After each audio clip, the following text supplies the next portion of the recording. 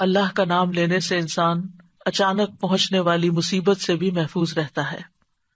عثمان بن عفان کہتے ہیں، میں نے رسول اللہ صلی اللہ علیہ وسلم سے سنا، آپ فرماتے تھے، جس نے شام کو 3 بار یہ دعا پڑھ لی اسے صبح تک کوئی اچانک مصیبت نہیں آئے گی، کوئی اچانک مصیبت نہیں آئے گی۔ یعنی اس کا مطلب نہیں کہ دوسری آ جائے گی، یعنی ایک دم کسی قسم کی پریشانی اس کو لاحق نہیں ہوگی۔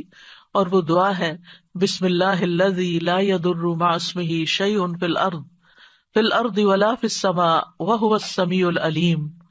اللہ کے نام سے، وہ ذات کہ اس کے نام سے کوئی چیز زمین میں ہو یا آسمان میں نقصان نہیں دے سکتی، اور وہ خوب سنتا ہے اور خوب جانتا ہے۔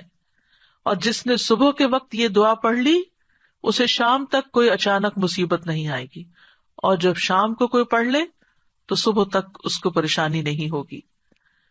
اسی طرح اگر انسان بسم اللہ نہیں پڑھتا تو یاد رکھیے کہ بسم اللہ نہ پڑھنے کا نقصان یہ ہے، ابن عباس کہتے ہیں کہ ابلیس نے اللہ تعالیٰ سے کہا کہ تو نے اپنی ساری مخلوق کا رزق واضح کر دیا ہے، میرا رزق کس میں ہے؟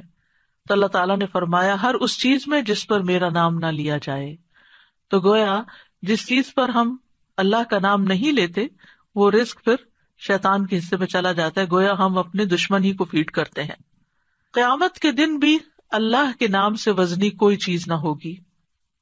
پھر اسی طرح یعنی اس دعا کے پڑھنے کے مواقع کون کون سے ہیں؟ نمبر 1، ہر کام شروع کرنے سے پہلے، تاکہ اس میں برکت اور مدد حاصل ہو، اس کے اندر قبولیت ہو، ہمیں اخلاص نصیب ہو۔ پھر خاص طور پر کھانا کھانے سے پہلے، حضرت عائشہ کہتی ہیں کہ رسول اللہ صلی اللہ علیہ وسلم نے فرمایا، جب تم میں سے کوئی کھانا کھانے لگے تو چاہیے کہ اللہ تعالیٰ کا نام لے، پھر اگر شروع میں اللہ تعالیٰ کا نام لینا بھول جائے تو چاہیے کہ یوں کہے، بسم اللہ اولہ و آخرہ، اللہ کے نام سے اس کھانے کے شروع میں اور آخر میں بھی۔ پھر اسی طرح لباس اتارتے وقت بسم اللہ پڑھنی چاہیے۔ انس رضی اللہ عنہ سے روایت ہے کہ نبی صلی اللہ علیہ وسلم نے فرمایا، جنوں کی آنکھوں اور بنی آدم کی شرمگاہوں کا پردہ یہ ہے کہ جب ان میں سے کوئی اپنے کپڑے اتارے تو بسم اللہ پڑھ لے، یعنی اتارنے سے پہلے پڑھ لے، تو جن اور شیاطین کی نظر نہیں لگتی۔ اسی طرح جب آپ بچوں کو کپڑے تبدیل کروا رہے ہوں تو اس وقت بھی بسم اللہ پڑھ لیں۔ اسی طرح بیت الخلاء جاتے وقت یعنی اندر پاؤں رکھنے سے پہلے بسم اللہ پڑھ کے دروازہ کھولیں۔ حضرت علی رضی اللہ عنہ روایت کرتے ہیں، کہتے ہیں کہ رسول اللہ صلی اللہ علیہ وسلم نے فرمایا، جنوں کی آنکھوں اور بنی آدم کی شرمگاہوں کا پردہ یہ ہے کہ جب ان میں سے کوئی بیت الخلاء جائے تو بسم اللہ پڑھ لے، کیونکہ جب انسان ننگا ہوتا ہے تو حفاظت کے فرشتے اس سے دور چلے جاتے ہیں، تو اس وقت حفاظت پھر کس سے حاصل ہوگی؟ جب آپ واش روم میں جانے سے پہلے بسم اللہ پڑھ کے پھر داخل ہوں گے۔ اسی طرح وضو سے پہلے ابو ہریرہ کہتے ہیں کہ رسول اللہ صلی اللہ علیہ وسلم نے فرمایا، لا صلاۃ لمن لا وضوء لہ ولا وضوء لمن لم یذکر اسم اللہ تعالی علیہ، کہ جس کا وضو نہیں اس کی نماز نہیں، اور جو شخص وضو کے شروع میں اللہ تعالیٰ کا نام نہ لے اس کا وضو نہیں۔